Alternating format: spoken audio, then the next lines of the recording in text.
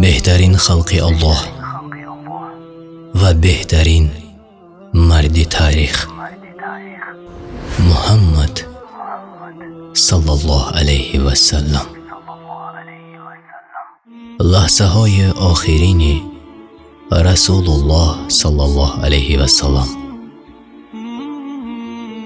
سال نهمی پس از هجرت بود و رسول الله صلی الله علیه و سلم در حجة الوداع که یگانه حج فرضی نموده با یارانش بود رو به اصحابش نموده وصف می گفت و این آیات مبارک هم نازل شد: امروز دین شما را به کمال رسانیدم و نعمتهای خود را بر شما تمام کردم و اسلام را دین شما برگزیدم. ابوبکر صدیق رضی الله عنه چونین آیت به گوشش رسید و به گریه در آمد و به او گفتند: چه چیزی تو را به گریه آورد ای ابوبکر؟ این آیت هم مانند آیت های دیگری هست که به رسول الله صلی الله علیه و سلم نازل می شوند. ابوبکر الله از او راضی باد گفت: این خبری فرارسی مرگ رسول الله صلی الله علیه و سلم است. محمد صلی الله علیه و سلم به سوی مدینه برگشت و 9 روز قبل از وفات بود که آخرین آیت از قرآن نازل شد. از آن روز که بر سوی الله باز می گردید بیمناک باشد، هر کس را پاداش عملش به پرگی داده می شود و ستم نمی بیند. پس از نزول این آیت مبارک بود که اثر رنجوری و دردمندی در چهره رسول الله صلی الله علیه و سلم پیدا گردید و گفت: می خواهم به زیارت شهیدان احد بروم. او صلی الله علیه و سلم به سوی آرامگاه شهید گشتگان غزوه احد رفت و بالای قبرهای یاران شهیدش ایستاد و گفت: سلام بر شما ای شهیدان احد، شما از ما سبقت کردید و ما هم با خواست الله به شما می پیوندیم و من هم به نزد شما می آیم. و چون او صلی الله علیه و سلم از نزد شهیدان احد باز می گشت، از چشمانش اشک جاری گشته به گریه آمد. یارانش گفتند: یا رسول الله، چه چیز شما را به گریه آورد؟ گفت: پزمان برادرانم شده ام. گفتند: آیا ما برادران تو نیستیم یا رسول الله صلی الله علیه و سلم؟ گفت: نه، شما صحابگان و یاران من هستید، اما برادرانم قومی هستند که پس از من می آیند و به من ایمان می آورند در حالی که مرا ندیدند. پس از گذشت 6 روز رنجوریش باز بیماری و دردمندیش بهتر گردید که آن زمان در خانه همسرش میمونه الله از او راضی باد بود و گفت: همسرانم را به نزدم بخوانید. همسران گرامیش همه گرد او صلی الله علیه و سلم جمع آمدند و از آنان خواست تا اگر ملال نباشد روزهای بیماریم در حجره همسری خردی عایشه الله از او راضی باد باشد. همسران همه گفتند: یا رسول الله، ما همه خواست تو را میپذیریم. محمد صلی الله علیه و سلم خواست از جایش برخیزد اما نتوانست. علی ابن ابو طالب به فضل ابن عباس الله از آنها راضی باشد. آمدند و رسول الله صلی الله علیه و سلم را از حجره همسرش میمونه به حجره عایشه، الله از آنها راضی باد، بردند. و صحابگان باری اول رسول الله صلی الله علیه و سلم را در چنین حالت می دیدند. همگان در مسجد جمع آمدند. یکی از دیگری با تعجب و با آوازی پست می پرسیدند که رسول الله صلی الله علیه و سلم را چی شده است؟ عرق از تن رسول الله صلی الله علیه و سلم جاری بود. عایشه رضی الله عنها میگوید در زندگیم کسی را ندیده بودم که با چنین شکل عرق از تنش روان باشد. من دست رسول الله صلی الله علیه و سلم را گرفته و با دست خودش رخسارش را میمالیدم، زیرا دست رسول الله صلی الله علیه و سلم از دست من خوبتر و پربرکت‌تر است. و او صلی الله علیه و سلم می گفت لا اله الا الله. مرگ دارای سقرات است. چون سخنان مهربانانه اصحاب در مسجد زیاد شد، رسول الله صلی الله علیه و سلم گفت چی خبر است؟ گفتند یا رسول الله برای تو در هراسند. رسول الله صلی الله علیه و سلم گفت مرا به نزد آنان برید و خواست خودش از جایش برخیزد به نزد آنان رود، اما دیدند که نمیتواند. سپس او را به مسجد آوردند. چون او را به منبر برداشتند، آخرین خطبه و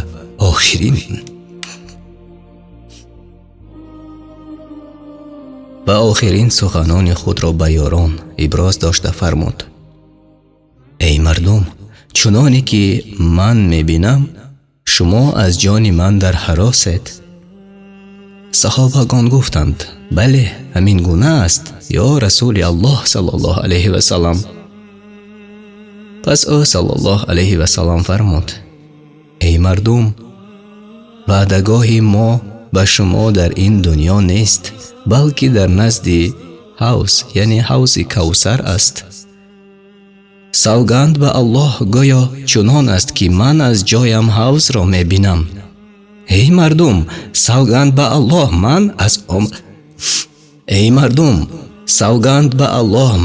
آمدن فقر بر بالای شما ترس ندارم، اما آنچه که از آن ترس دارم دنیاداری است که شما برای دریافت آن مسابقه میکنید و همانند آنها که هلاک شدند هلاک میشوید. پس از آن رسول الله صلی الله علیه و سلم تکرار به تکرار می گفت شما را به الله قسم می دهم که نماز را هرگز ترک ننمایید و فرمود ای مردم، درباره زنها از خدا بترسید. درباره زنها به شما توصیه نیک می فرمایم. این چنین فرمود الله بنده ای را از بندگان میان دنیا و آنچه که نزد اوست گذاشت و بنده آنچه را که نزد الله است برتر شمرد. رسول الله صلی الله علیه و سلم قبل از آن که از منبر پایان شود دعای برای مسلمانان نموده فرمود الله شما را در پناهش بدارد، الله شما را نگه دارد، الله شما را پیروز دارد، الله شما را پایدار دارد، الله شما را یاری دهد. و در پایان سخنش فرمود ای مردم، هر کسی از امتم را که تا روز قیامت از من پیروی میکند سلام و درود مرا بر او برسانید. بار دیگر رسول الله صلی الله علیه و سلم را خانه‌اش بردند و چون از خواندن نماز هم ناتوان گردید فرمود و ابوبکر بگوید با مردم نماز بگذارد.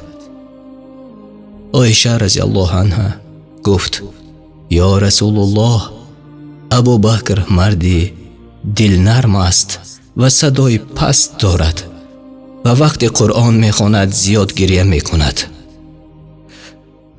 رسول الله صلی الله علیه و سلم فرمود باید با مردم نماز بگذارد. عایشه رضی الله عنها میگوید من دوباره سخنم را تکرار کردم، اما رسول الله صلی الله علیه و سلم فرمود شما زنها رقیق القلب یعنی دل نرم هستید، با او بگوید با مردم نماز بگذارد. عایشه رضی الله عنها گفت سوگند به الله من این را نمیگویم و من دوست می‌دارم که این مسئولیت از ابوبکر برداشته شود و میدانم که مردم هرگز دوست نمی‌دارند که کسی در جای رسول الله صلی الله علیه و سلم بایستد و چون این کس را در هر رویداد به فعل بد میگیرند و من دوست می‌دارم که این مسئولیت از ابوبکر برداشته شود. پس از آن رسول الله صلی الله علیه و سلم در خود اندک قدرت برای از حجره بیرون آمدن و نماز خواندن احساس کرد و با پای خود به مسجد رفت، در حالی که ابوبکر الله از او راضی بود با مردم نماز می‌گذارد. ابوبکر صدیق خواست یک کنار شود که رسول الله صلی الله علیه و سلم به او اشاره کرد تا در جای خود بماند. او صلی الله علیه و سلم آمد و کنار او ابوبکر نشست. در همین لحظه یعنی لحظه های آخری از حیات رسول الله صلی الله علیه و سلم بود که عبدالرحمن ابن ابوبکر الله از او راضی بود در دست مسواک و نزدش وارد شد. رسول الله صلی الله علیه و سلم به سوی مسواک می نگریست، اما از شدت بیماری نمی توانست بگوید مسواک را به من ده. عایشه رضی الله عنها درک نمود که او صلی الله علیه و سلم چی می خواهد و برای همین مسواک را از برادرش عبدالرحمن گرفت و در دهان رسول الله صلی الله علیه و سلم گذاشت. پس از آن دختر یگانش فاطمه الله از او راضی بود به نزد پدرش وارد گردید و اشک از چشمانش سرازیر شد، زیرا هرگاه دختری جگربندش به نزدش وارد می شد رسول الله صلی الله علیه و سلم از جایش برخاسته از پیشانیش بوسه می کرد. اما این دفعه حال صورت دیگری گرفته بود. رسول الله صلی الله علیه و سلم گفت به من نزدیک بشو ای فاطمه. رسول الله صلی الله علیه و سلم چیزی به گوش فاطمه گفت و گریه‌اش بیشتر گردید.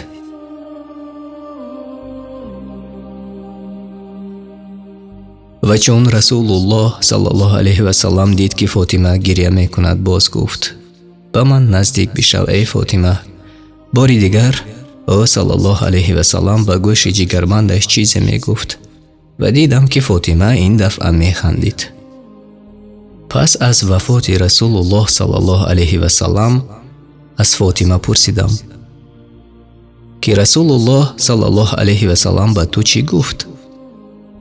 فاطمه الله از او راضی بود گفت بار اول به من گفت ای فاطمه من امشب به نزد پروردگارم می روم.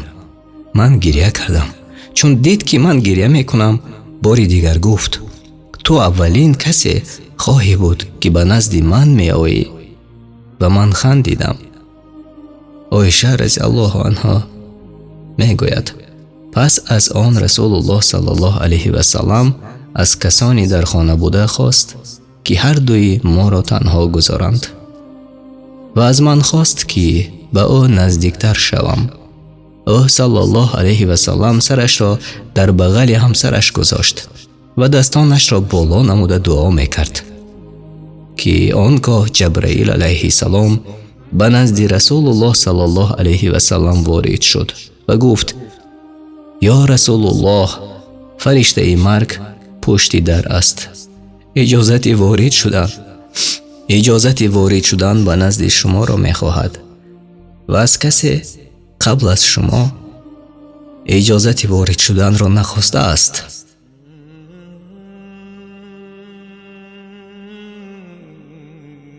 محمد صلی الله علیه و سلم گفت: با او اجازه بده ای جبرائیل.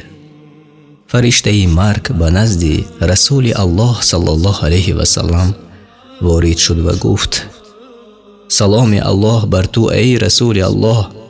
الله مرا فرستاد تا تو را بین این که در دنیا باقی بمانی و یا این که به نزد پروردگارت بروی. رسول الله صلی الله علیه و سلم گفت: بلکه رفیق اعلی. پس فرشته مرگ در نزد رسول الله صلی الله علیه و سلم نشست و از روح پاک محمد ابن عبدالله خواست تا به سوی رضاگی پروردگارش از تن رسول الله صلی الله علیه و سلم بیرون شود و دیدم که دست او صلی الله علیه و سلم پایان شد.